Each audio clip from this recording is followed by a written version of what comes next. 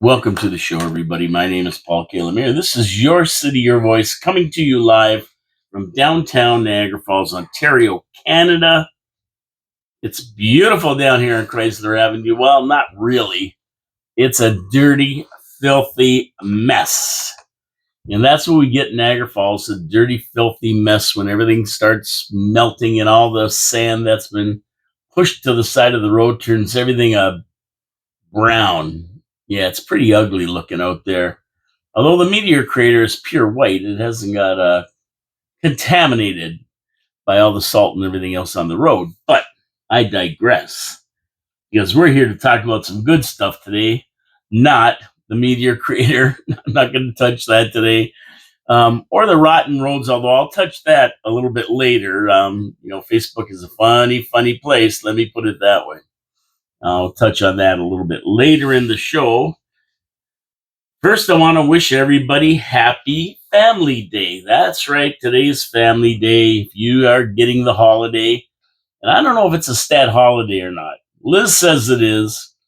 I don't know, but I know everybody's working for any government position definitely gets it off. The banks are closed.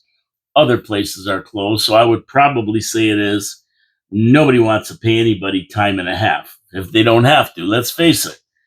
So, Family Day, Family Day, Family Day. You got to make sure you spend time with your families.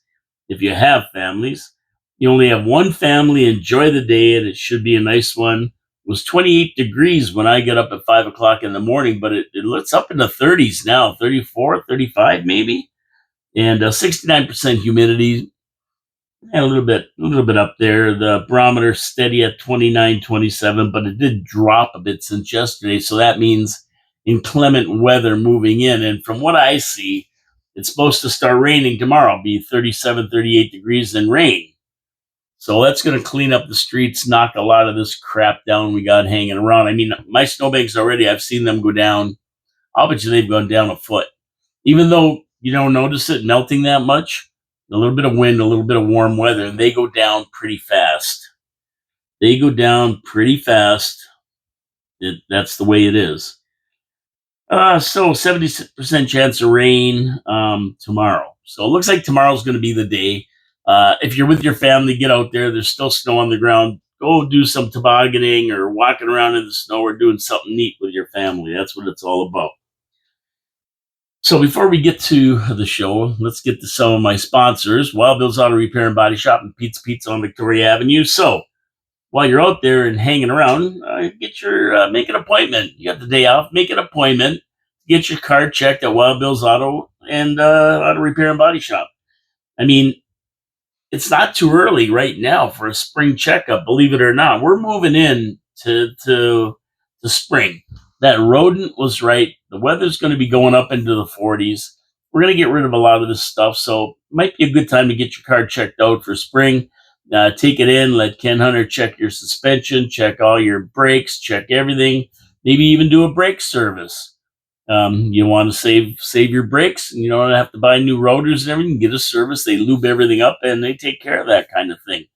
Either way, Ken's going to check your car out, make sure it's ready to go, and as you move out of this winter weather and get into spring come March, you're going to be all set for the summer. He'll check everything on your car. Wild Bill's Auto Repair and Body Shop, a full body shop. Get in a wreck, take it to Ken. He's going to make sure that your car is repaired and comes back to you in showroom condition. How can you go wrong? On Oakwood Drive, next to the Kia dealership, wildbillsauto.ca is the website. And while you're at that website, don't forget to jump over to Paul Lemire 4973. That's my channel on YouTube, and that's where you're going to find every Your City, Your Voice show.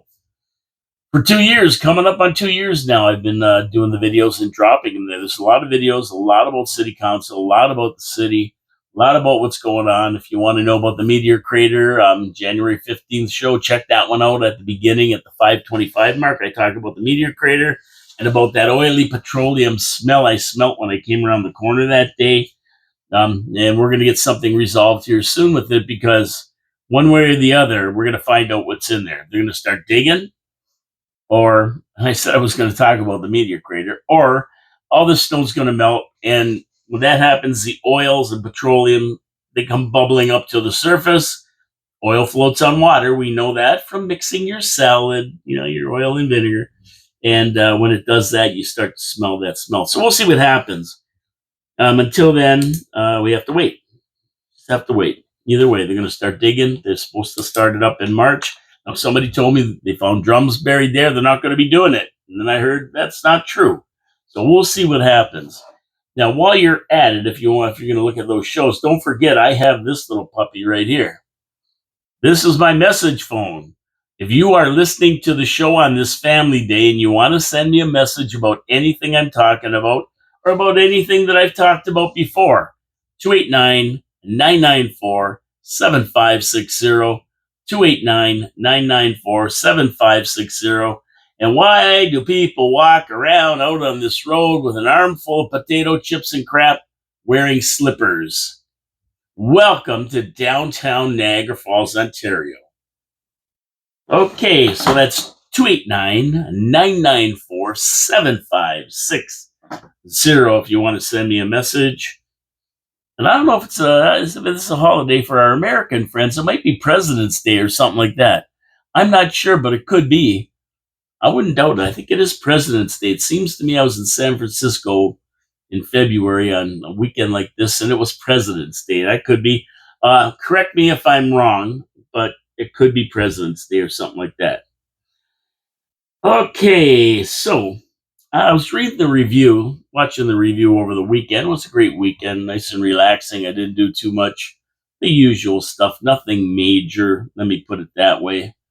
And I noticed that an obituary for a guy named Ron Rolls, and that's spelled Roels. And if you are an old timer like me, you'll remember Ron Rolls. This guy was an ace photographer and a reporter for the Niagara Falls Review. He was the premier guy. He was the guy. When something had to be photographed, a story had to be told, Ron was the guy that went out and did it. He photographed some of the most amazing things that were going on in Niagara Falls back in the day, including the making of the movie Niagara with Marilyn Monroe. I wouldn't doubt if Ron even met her, but he did photograph her for the review. Roger Woodward, if you know who Roger Woodward is, maybe you don't. He is the kid that back in the early 60s went over the falls in just a life jacket. A boat capsized in the upper Niagara River. The gentleman who was driving, and I think his name was Ron Honeycutt, if I'm not mistaken. I might be wrong, but I think that was his name. And Woodward's sister were in the boat. It capsized, and he got thrown into the water wearing a life jacket. The sister and the other guy, this Honeycutt guy, managed to climb aboard a rock, and I think Honeycutt eventually was killed in that. The sister lived. They were rescued. I don't know if Honeycutt was rescued, though, but I can't remember. But Roger Woodward went over the falls in just a life jacket and lived. He was only 7 years old or something like that. And they figured the force of the water threw him clear of all the rocks and everything. He landed in the bottom, and he lived. He lived. So he got photographed by Ron Rolls. He photographed Queen Elizabeth II. When she was Princess Elizabeth, they visited the falls, her and Prince Philip, and she did take over when Victoria abdicated the throne, or not abdicated, gave it up, or whatever, died, whatever happened to her, that old lady. And she became Queen Elizabeth II. He photographed her, and there's a lot of pictures of them rolling down Queen Street. And he photographed the blizzard of 77, the biggest blizzard I've ever seen in Niagara Falls. I've seen some bad weather, and we cry about what's out there now. But the blizzard of 77 was on another level. And basically, if it happened in Niagara Falls, Ron Rolls photographed it. And for 5 decades, he documented Niagara Falls at its best and at its worst. And he died. He was 95, and what a great photographer. And I met him. I did meet him a couple of times over the years. Just a nice guy, and I think he was well respected by everybody he worked with at the review. And he worked with a lot of people over 50 years. So Godspeed there, Ron. You won't be forgotten in Niagara Falls, that's for sure. Okay, let's get over to viewer comments. And don't forget, if you got anything to say, a lot of you might be home listening to the show at noon today on 4680Q Radio. Of course, if you do miss it, you can catch it later on YouTube, 3 o'clock. But if you want to send me a message, it's 289-994-7560. Viewer comments, Alicia 17E6N. First time I noticed Alicia commenting. Thank you very much, Alicia. Appreciate it. I think that's the first time. If not, I'm mistaken, but I think it is. And she, can I say she, or it could it be a he, she, or what? I'm calling this a she, whether you like it or not. Oh my God, I wish our tax bill was close to that. And we're talking about my tax bill sits at around, about just under $4,000. We are very close to $10,000, and we don't even have a sidewalk. Holy guacamole. I said, you must live in a big house with a big lot. Jeez, almost 1,000 a month before anything else. Woo, just for taxes on your property. That seems heavy to me. That really seems heavy. But I think she said the Iceman 69 asked her, "What's your house worth and how big is it and when did you buy it?" So the Iceman had a lot of questions for her, and she replied. Alicia 17E6N replied, 2,900 square feet about 8 years ago for $720,000. The ones across the street from us pay more taxes than we do. They have a sidewalk and back onto a wooded area. It's crazy. And, that's what happens when you get a 25% increase over the last 4 years. Your taxes go up. And for people who have bigger houses and have a bigger house, it goes up substantially. Mine isn't bad. Mine's only, I think the market value assessment is 280,000 or one of those ones, right? 251,000 or something. 3-bedroom bungalow. But for the bigger homes, you pay big money, 10 grand. And there's really no reason for it other than they raised taxes 25% over the last 4 years, and they continually have been raising them for the last 20 years.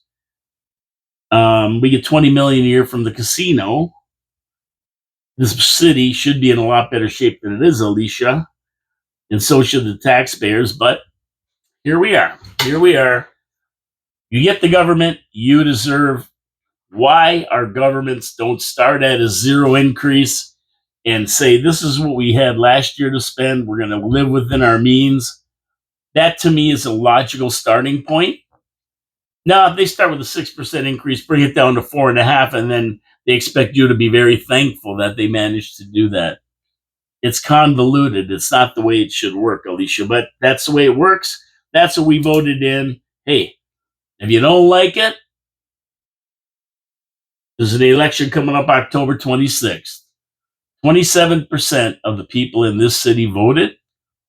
And obviously, they were happy with the city council that we had because they voted them all back in, even the stiffs. So there you go. What do you want me to do? When 73% of the people don't bother to vote, what do you expect? 27% run it, and they say, up with the taxes. And that's what happens.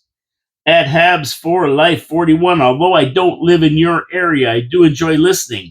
I am in my 30s, but seem to be like-minded with Canadians your age. Wow. He's 30s. He's like-minded with Canadians my age. You got to love it. There is hope for the youth out there at Habs for Life 41.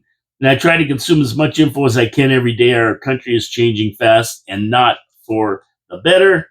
Very wise words from a 30-year-old, and you're absolutely right on the money. And he says, very sad shooting here in BC. And yeah, it was unbelievable to happen here, he said. Well, and my thing is, thanks so much for the comments. I appreciate it. Canada is changing and changing fast as the demographics from open border changes the complexion of Canada completely. We see the results here in Ontario every day. We see the results. There goes the guy waving in the window. Thank you very much, my friend. There he goes, waving. He's happy. He's happy. His pants are hanging down below his ass. He's got a shitty pant look, but there he goes. He's waving. And we see the results here in Ontario all the time: epidemic crime and homelessness as the immigrants squeeze people out of their homes. That's what open borders brings. They're subsidized by the government. And unfortunately, the people that are out there working and contributing don't have that advantage.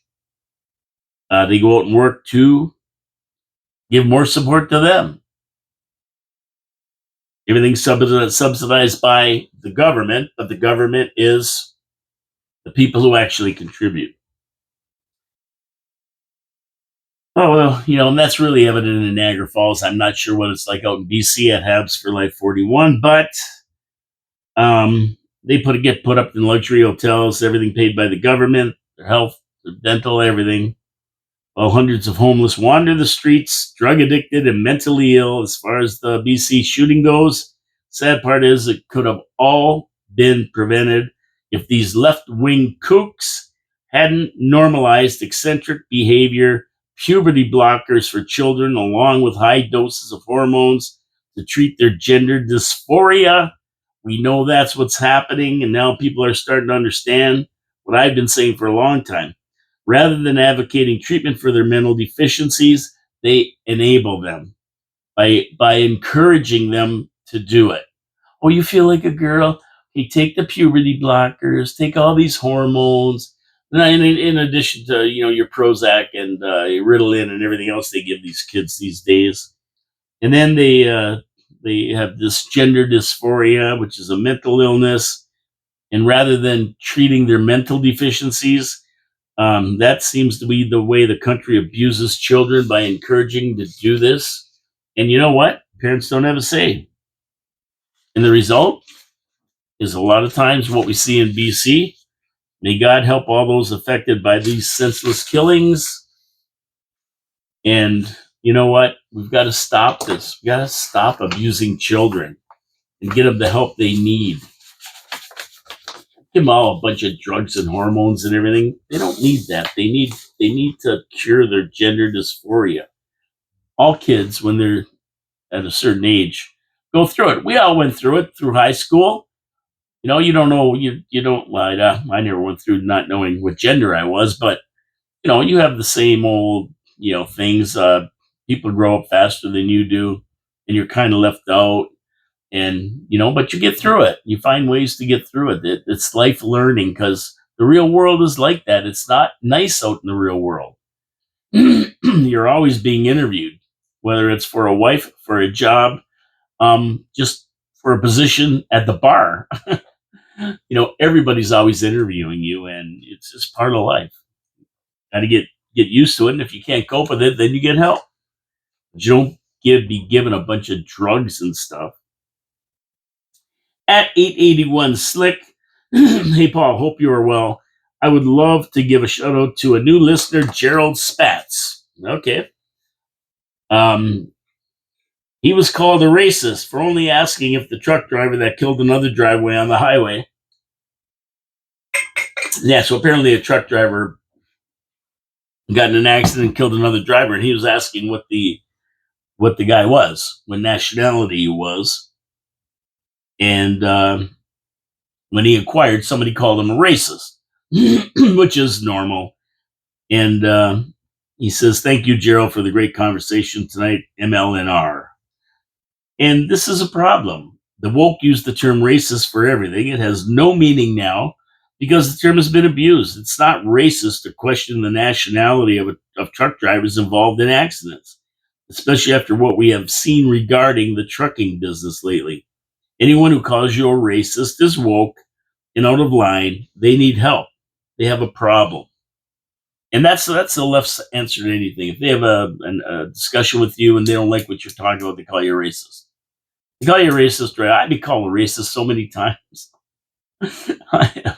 It's so ridiculous. It's so ridiculous. But that's what happens. And what do we just see? Something about that coming from that dummy AOC. This Doomkopf was over in Germany talking, and she did that something about something about so ridiculous. It's not even funny, but This is the way they act, these left-wing loonies. That's what they do. So that was about it for viewer comments. And I thank everybody for the comments. I appreciate your input into the show. And I look forward to more comments. The more the merrier. And like I say, if you're listening to the show live on 4680q.com, internet radio, and you have a comment, you can text me it right here, 289-994-7560, as we roll through this family day. An interesting story in the Niagara Falls Review by ACE reporter Ray Spiteri, claiming that the University of Niagara Falls will experience only moderate growth as they gear up to change their course a touch. Oh, okay. So the diploma mill, it has 95% international students with only 5% domestic. Well, you know what? He got questioned on that by Counselor Vice Kaiser Heidi von Neuestig, and the guy who was running the show over there at the University of Niagara Falls couldn't answer a question. He just sidestepped it and danced around it, as usual with these guys. And I would say it's 99.9% international students and maybe 0.1% domestic. Like maybe one student there is domestic.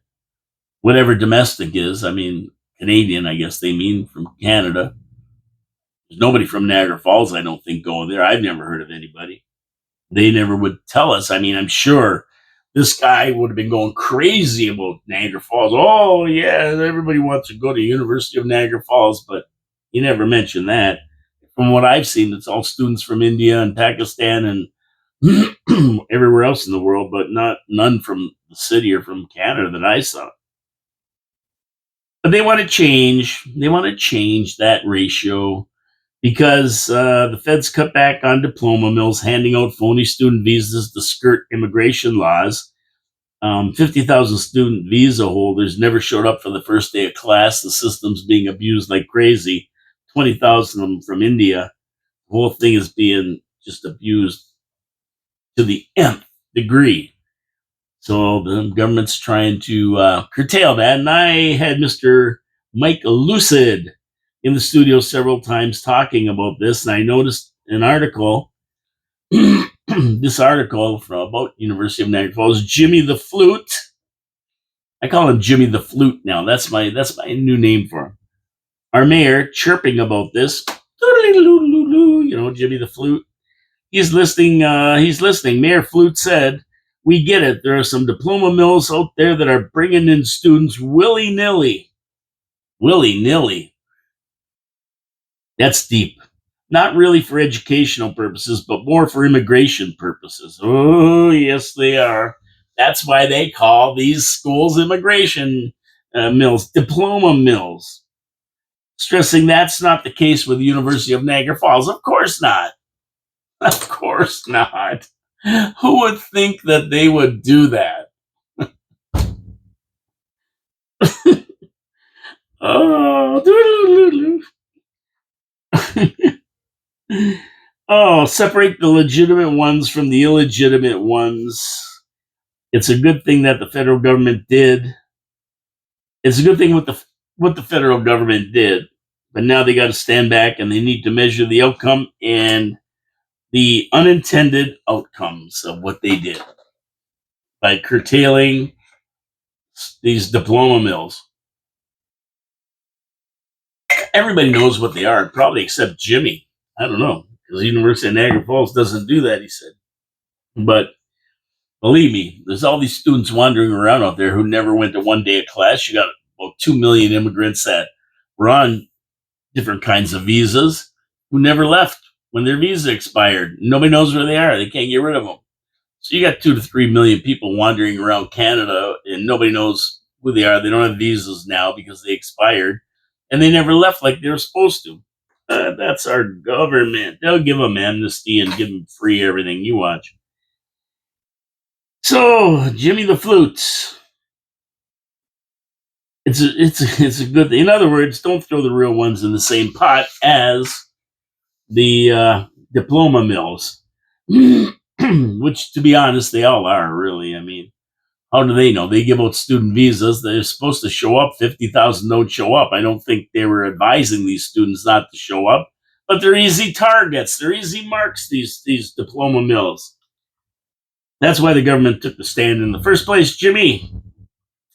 You should know that. Of course, we know that. Jimmy the Flute, he thinks that the University of Niagara Falls is the only legit one, of course. And he markets it as such. Now said there would be 10 to 15,000 students, and there'd be 2 million here for the eclipse. So, when Jimmy talks, there's that to consider, right? The spin from Jimmy is always bigger than the truth. But he'll create videos and go to photo ops, tell you the exact opposite. So, when Jimmy talks, we have to kind of take it as where it's coming from. Thanks to Ray Spiteri for the article in the review. Awesome, Ray. Thank you so much for the University of Niagara Falls, which, by the way, is not a diploma mill, according to Jimmy the Flute, our mayor. So get that straight. All you people out there who think that maybe it is, like me.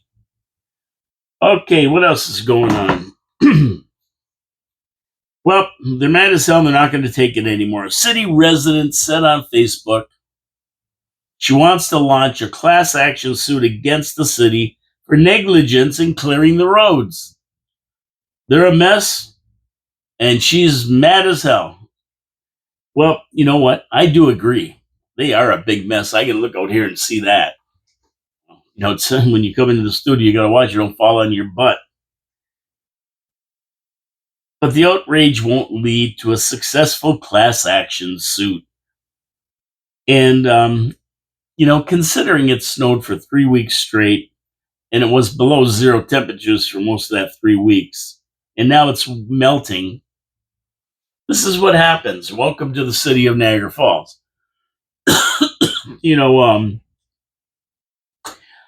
I get it. I shoveled it all. We had 4 feet of snow, 4 to 5 feet. So I know. But this is the problem with Niagara Falls. We live in a climate that doesn't get cold. It doesn't stay cold. Usually during the winter, we have snow, and then we have warm spells to get rid of the snow. And it's kind of like that all winter. So we never accumulate a real lot of snow.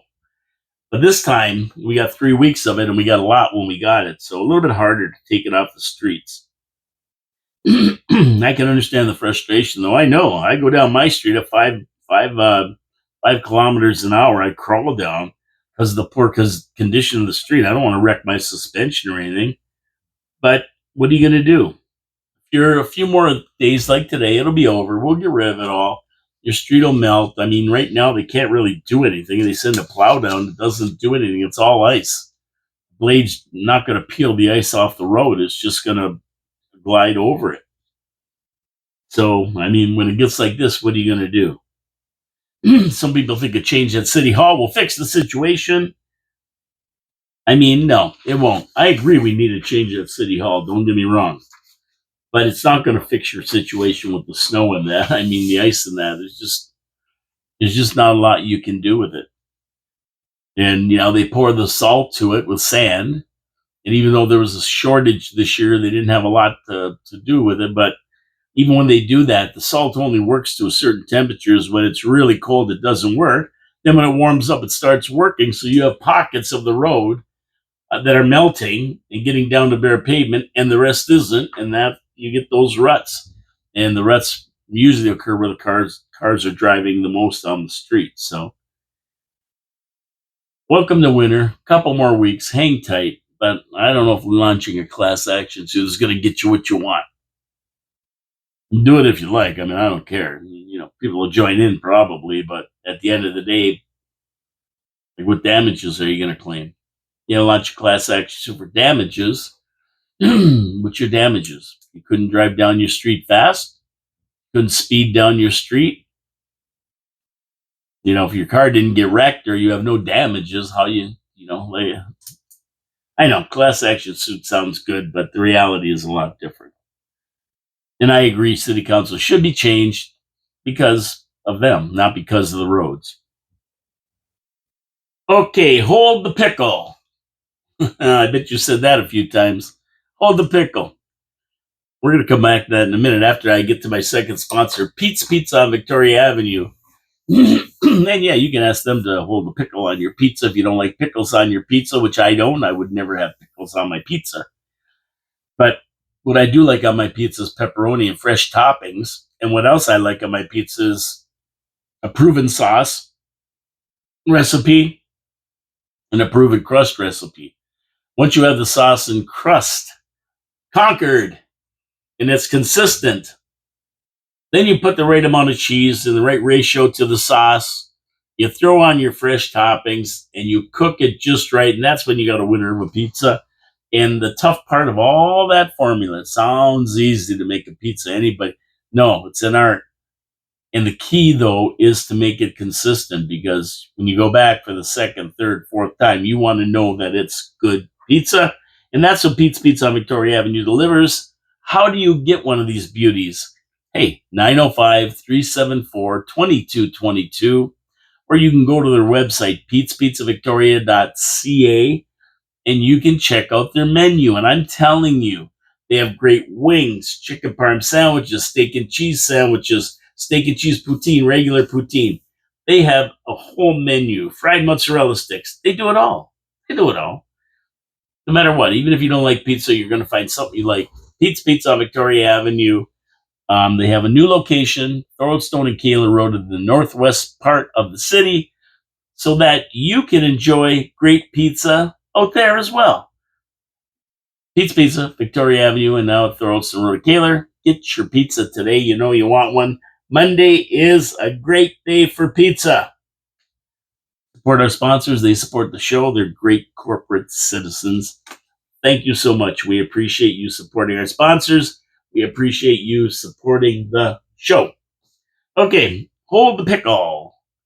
We saying hold the pickle, we are talking about pickleball. That's right. Those pesky pickleball courts that drive people crazy with their never-ending clickety-clack are once again closed in Niagara Lake. Yeah, they closed them in 2022. Opened them up again, but they're closing them again. Nobody will say why. But in 2022, they were closed because they broke every noise bylaw in town. They were driving people crazy. And the club was fined $1,000 for breaking noise bylaws by a provincial court judge. The town and the pickleball club spent $10,000 to put up noise barriers, which do not seem to be working the way they thought. Wooden paddles and one of those hard plastic wiffle ball type of things. Hey, click, clack, click, clack. Drive you nuts. Drive you nuts. Now, from my perspective, now the town officials, before we get to my perspective, because you know what that is already. I don't even have to say it, but I'm going to say it anyway. The town officials said the rationale behind the court closures is confidential legal considerations. And they're going to update the public on the issue when it is legally permissible to do so. So, more word salad. More word salad. That's all it is. Now, from my perspective, there's only two reasons to close them. Come on, let's face it. Nobody's using them or noise. The only reasons. Why else would you close them? Since this is a fad, it's a huge fad right now. Like bocce was 20 years, 25, 30 years ago. It would be impossible that every yuppie that can still play pickleball would walk away from the game. Yeah, this is an old person's game. Old people play with that. You know, they can't play tennis, so they play pickleball. I can't play either, so I'm not playing any of them. I mean, it's really the bocce of the modern age here. And, you know, bocce was around. Everybody was playing bocce. It was the big deal. Everybody bought bocce balls. Everybody had a set of balls. And, 10 years later, they're sitting in the garage. Nobody wants them. They're trying to give them away. And nobody plays bocce anymore.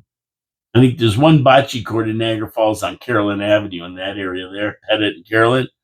But at one time there was like, oh, I don't know how many. Every park seemed to have a bocce court. It's a fad. It's a fad, like pickleball. So probably it's because the clickety clack drives everybody whack. So we'll see.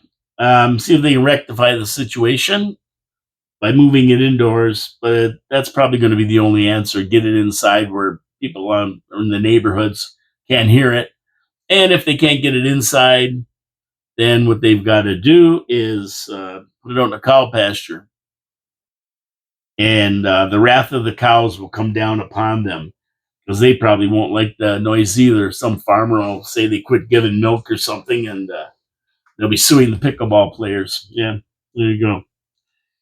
No more pickleball there for a while. So all you people in that Virgil, whatever it is there in Virgil, no more pickleball. Over to Welland. Interesting. They spent over $40,000 on integrity commission complaints. Woo! How about that? And they don't even have a fee to file. Yep, they don't have a fee to file an IC complaint. 8 complaints filed, which amounts to only $5,000 a complaint. So why does it cost Niagara Falls $177,000 for about the same number of complaints, maybe even less? I mean, who do we hire to look into these? F. Lee Bailey? Oh, we get the Philadelphia lawyer to come in and look at it. I mean, I think we should maybe investigate that. Where's Doge? Should investigate what these integrity commissioners are complaining or charging us. You know, when I think about the complaints, now I'm always talking about this. This is one of my favorite subjects, especially after the heavy-handed Gestapo-like tactics that they used at City Council, jumping the bill for Niagara Falls residents to $1,000 when people in the region, most municipalities, charge nothing. We have to pay $1,000 to exercise our democratic rights. And when I think about the complaints, though, I think our mayor, Jimmy the Flute, I think he could stop a lot of them in City Council if he took control of these guys and City Council, and if they had listened to what he said. I mean, he's got to take his dogs and put them on a leash and making them follow the rules of integrity, the integrity rules. I mean, I remember the one against Strange was because of his behavior when he stood up and talked about his court case, even though he was told not to. That's when the woman of Ontario Say No, women in Ontario Say No were there. And then he did it again. And what was the other thing he did there? I can't remember.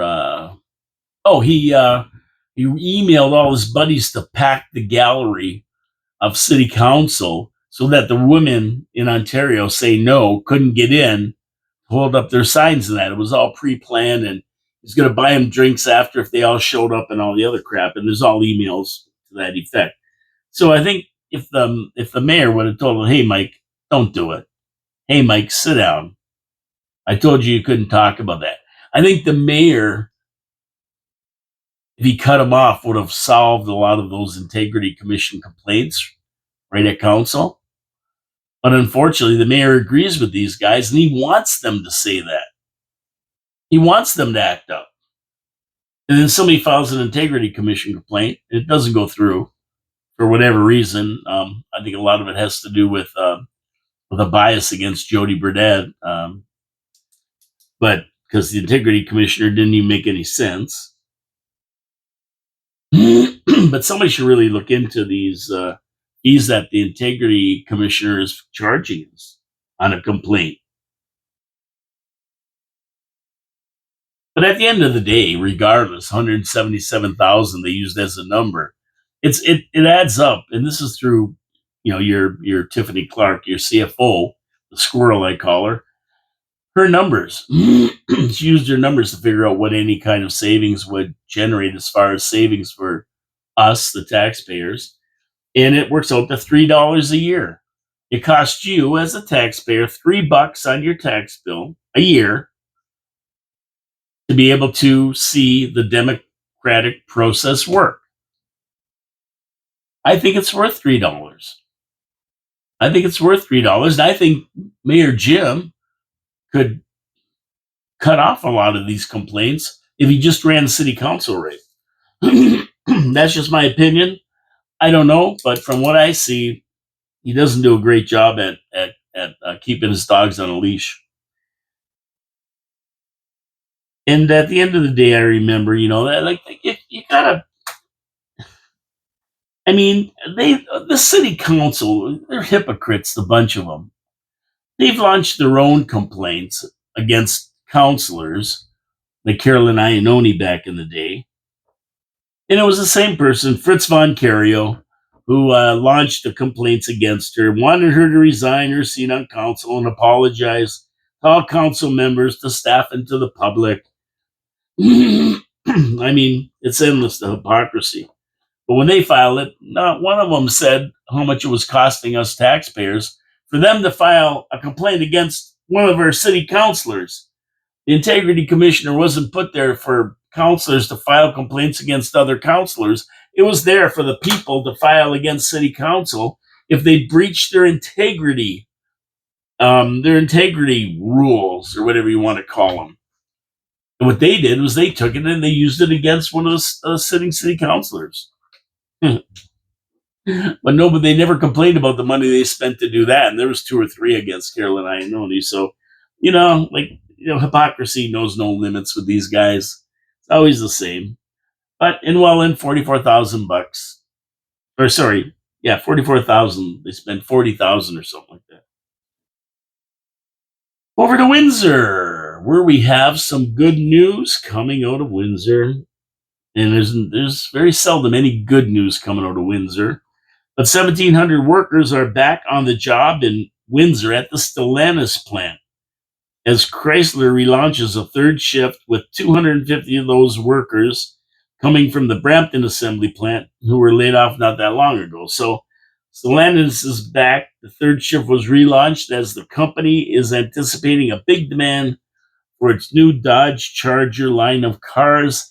They dumped the EVs and they're bringing back gasoline-powered cars. The EV craze was a disaster. They're bringing back the Charger Daytona, or the Chargers, and the only one that's going to be is EV is the Charger Daytona. The rest are going to be just regular. And they're making the Grand Caravan, Chrysler Pacifica, Voyager minivans, and in that they're bringing them back. So they're hiring people back, 1,700 of them, with 250 coming from Brampton. Trevor Longley, President and CEO of Stellantis Canada, said this investment reinforces their commitment to Canadian manufacturing and the incredible team at Windsor Assembly. And I'm glad to see this because the government gave them a lot of money to stay open and to help them ramp up their EV sales in their EV cars, but they weren't selling. They're hunks of crap. Nobody wanted them. So they closed it. And they laid off a whack of people. Now they're bringing them back as they produce a gasoline-powered car. Internal combustion is where it's at, and I'm sure they will sell a lot of them once they get them back. The new Charger is available in Cooper sedan models with their flagship 420 horsepower and 550 horsepower models. The assembly plant now employs nearly 6,000 people. So that's good. So all you elbows up goofballs, you cried about Trump in the Canadian car market. Now's your chance to back up your words. So when these cars come out, buy them. We're getting these Chinese cars. You want to back up and take your elbows up. You don't buy the Chinese, you buy the Canadian-made Chrysler products. And if you preach elbows up, you better not be driving a Chinese car. You better be driving a Stellantis product made in Canada. It's time to put your elbows up, money where your mouth is. We'll see. We'll see. We're talking Canada here. We'll see. They talk a lot, but yeah, they'll not go to Florida on a vacation. They'll buy Chinese cars. Welcome to Canada. Maybe China. Maybe we got to change the name. Well, speaking of work, check this out.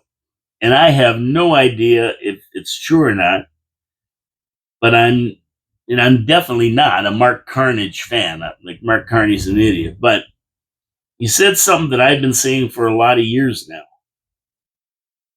Screw the rest of the world and start building our own military at home.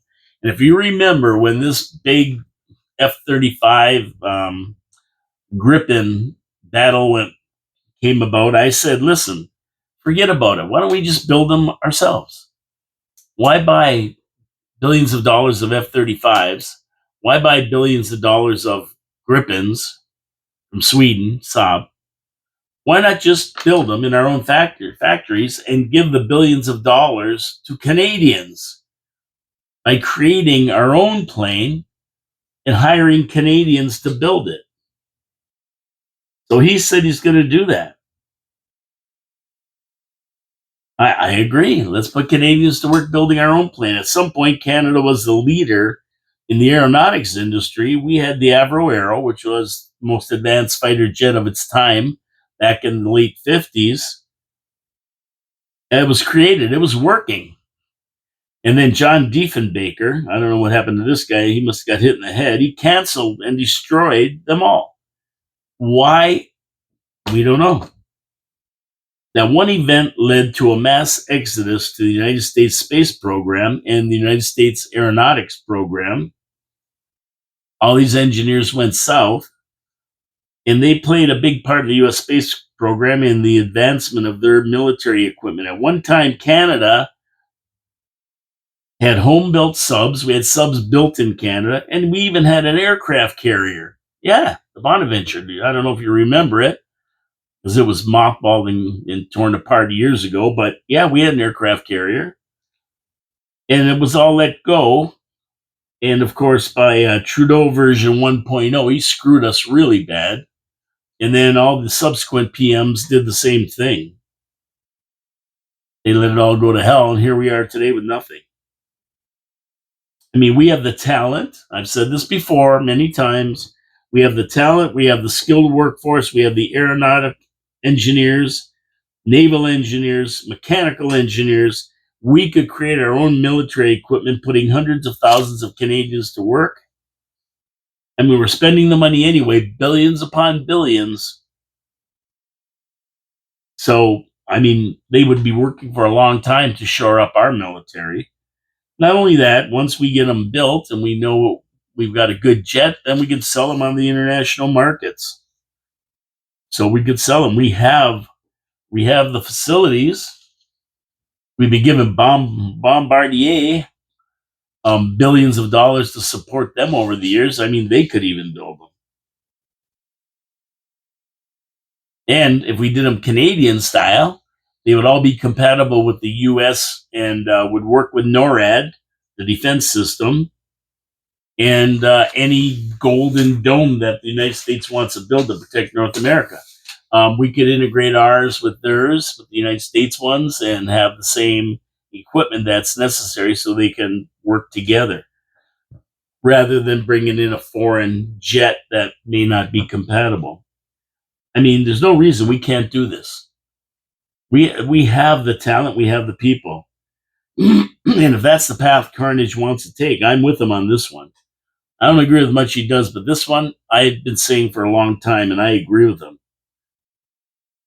He would be fulfilling my take on the situation and putting Canadians back to work, spending the billions on Canadians rather than giving it to the US or Sweden or any other company. They want to buy subs from South Korea.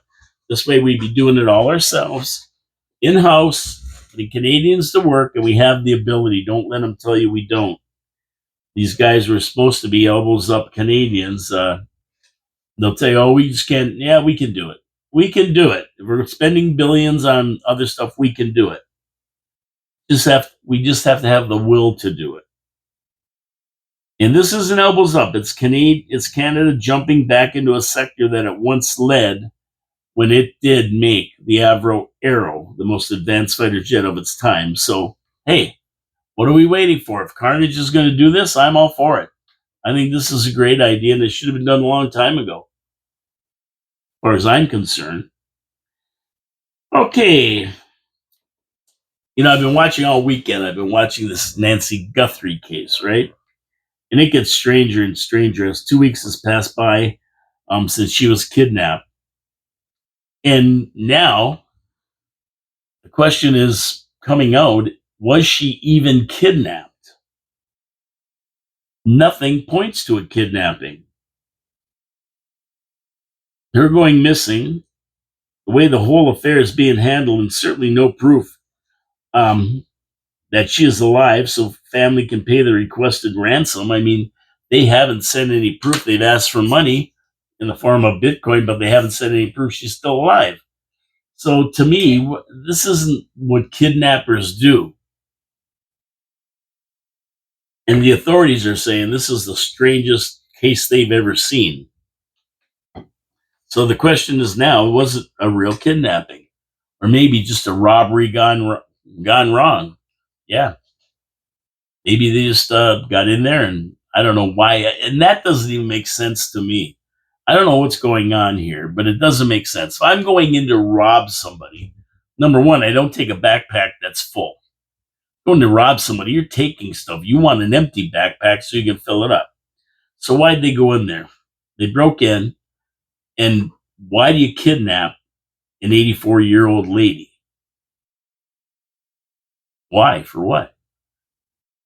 The only thing that you kidnap her for is ransom. If you're going in to rob her, you rob her and leave her there, tie her up or do something, and you get the hell out of there. Why take her with you? That's just, I mean, that's on a whole nother level. Now, the one guy who mailed in his email said that he will tell them who has her, and he wants a Bitcoin. Well, 56,000 US right now, something like that. But he wants a Bitcoin, and he said he'll tell them who has her, but he's got to get the Bitcoin because he's got to hide out because they'll kill him if they find out he was the one who ratted. So, and he said that the police should be ready for an international search. I think all those kidnapping notes and emails that are just baloney. I think they're just people who saw the situation, decided to take it. You don't send a kidnapping note 3 days after you kidnap somebody.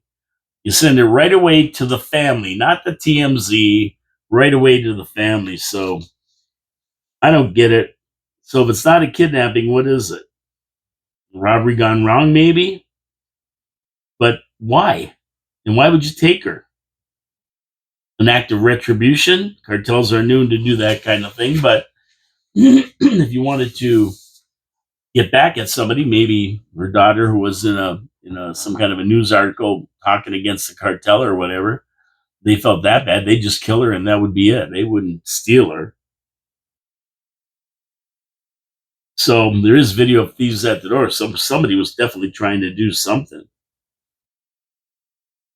And I don't know, nobody said that they know for sure that Nancy went in that house. Yeah, the garage door open, and they think somebody went in there, and the son-in-law and daughter-in-law said it was her. But there's no proof anywhere that she went in that garage door. Who knows who went in it? I don't know. They're saying they found DNA in the house other than Nancy's, but they don't have anybody yet. And they say that the DNA on the glove matched the guy at the front door. They're trying to do a DNA match there, but how do they know where that glove came from? It was like the glove the guys are wearing, but how many gloves are around like that? So anybody's DNA that was in that house, they've ruled out the people around her, and they got to wait to find out if it matches anybody else that they find. The SWAT team has been hanging around, picking up people and that, but so far nothing yet. They're doing DNA tests on the Silver Ranger they found. Like, this is the wackiest thing I've ever seen. And now they've even got a new piece of technology they're using, a signal sniffer.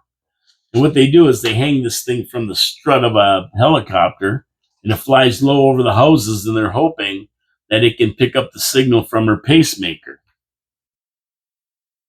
Now, the technology is new. It's been used for different things, but never for this, because it does pick up other pieces of electronic equipment, but it's never been used for this. So they have to, first of all, pick up a signal from something. It could be earbuds or anything, and then they got to figure out if it's from a pacemaker or not.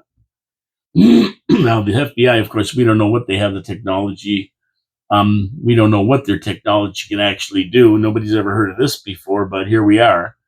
So it's a real whodunit with no answers, no suspects, nothing after 2 weeks, and I don't know. The police say they think she's still alive. I don't know about that. I After this long, not finding her, no proof that she's alive, ransoms that were never paid.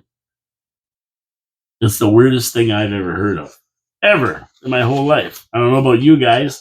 Do you have any comments? Who do you think did it? A lot of people were pointing to the son-in-law. He's basically been cleared. They said the cops say they have no suspects right now. But I'm going to say one thing. I think this is going to wrap up by the end of the week.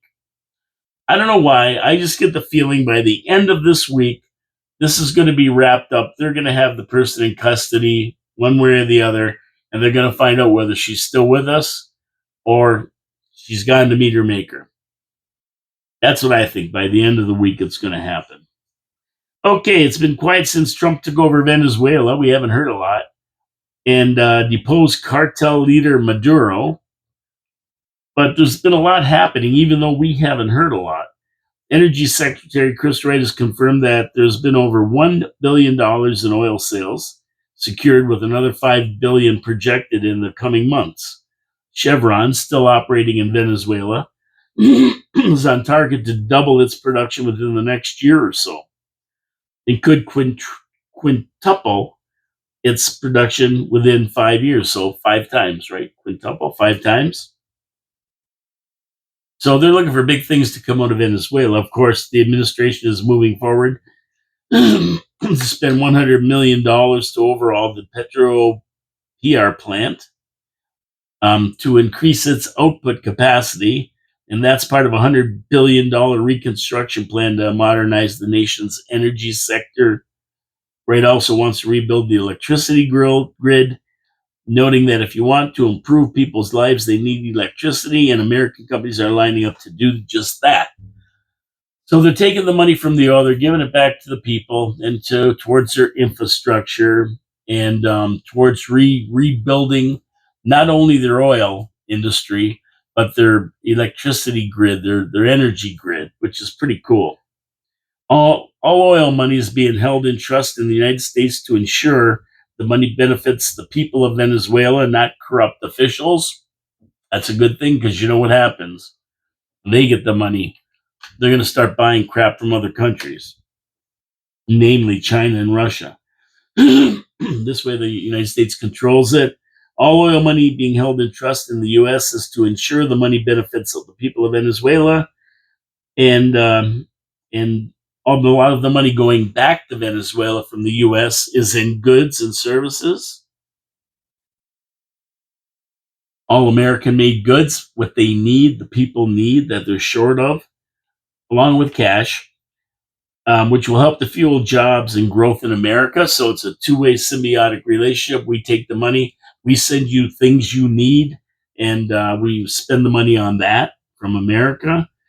And the whole plan is to really sideline adversarial influence in the country by China, Russia, and Iran. And it's working out as planned, so it sounds good. God bless Venezuela. You are now free and on your way to becoming the jewel of South America. Once again, it was the richest country in South America and had the most of everything until these Chavez and these guys got a hold of it and took it down. Same with Cuba. It was a going concern until Batista got exiled. They threw him out. Castro took over, hooked up with the Russians. For the last 67 years, it's been a disaster. Cuba has gone downhill to nothing, but they have the opportunity now with the United States doing the blockade to throw the Russians out, throw these dictators out, and start a new Cuba. and everything they need and they want for their people is 90 miles away. All they have to do is get rid of these Russians and communism and get democracy back in there and work with the United States and Canada for that matter. Somebody suggested Canada should take it over. I agree. I said that a long time ago. Canada should just take over Cuba. And it'll be a nice resort for Canadians. We need a warm place to go. They talked about the Turks and Caicos back in the 60s. Well, now's a chance to maybe get involved with Cuba on a higher level and start investing in Cuba. The communist government will not let other countries invest in Cuba. Well, guess what? Now's an opportunity for maybe Canada, whatever. As soon as they get rid of that government, let us in there. We'll take care of it. We'll build there. So will the United States. Maybe both of us. But either way, there'll be a ton of money flowing in there because it's a beautiful, beautiful jewel of an island. The people are fantastic people. And, I think it would be great to add it as a territory of Canada or just somewhere where the United States and Canada can bring it back so the people can have the lifestyle they deserve. They deserve a better life than they have right now with Russia running it, or the communists anyway. Russia don't have a lot to do with it. Anyway, let's see what happens. I don't think they're going to last long the way it's going. It's getting really bad there now. A lot of airlines won't even fly there. There's no jet fuel, so they're having their challenges, but it can be all resolved very quickly if they just get rid of that government, go to a democracy, have elections, and let the democratic countries in to help them rebuild. Anyway, that's it for me today. Now, tomorrow we have Mardi Gras. That Tuesday, that's tomorrow, Mardi Gras. We have the start of the Chinese New Year, the year of the horse. The year of the horse. Yep, that's what it is. And of course, Wednesday's Ash Wednesday, and this is the holiest time of the year for Christians. And it starts out with Ash Wednesday and Lent, which runs till 40 days till Easter. We're into it. What are you giving up for Lent? Think about it. Let me know. Tell me in the comments what you're giving up for Lent, if anything. I know I'm going to give up skydiving. I'm not going to do that for Lent. Anyway, you guys, take care. Thank you so much for tuning in. I really appreciate it. Support our sponsors, Wild Bill's Auto Repair and Body Shop and Pete's Pizza on Victoria Avenue. I will be back tomorrow in the studio with some information about Mardi Gras and some information about the Year of the Horse, Chinese New Year. It's what the hell? Celebrate tomorrow, and then after that, Catholics and Christians they go into Lent, and there's no celebrating then. Holiest time of year for us. Have a great day, everybody. God bless you all. My name is Paul K. Lemire. This is Your City, Your Voice, coming to you live from the studios of 4680Q Radio, 4680Q.com to listen live at noon every day. If you missed the show, it doesn't matter. It's going to be 3 o'clock. It's going to be on YouTube, Rumble, and X. You can catch me there. Until then, have a great day, and I'll talk to you tomorrow at noon. Promises made, promises kept. I'll see you tomorrow at noon.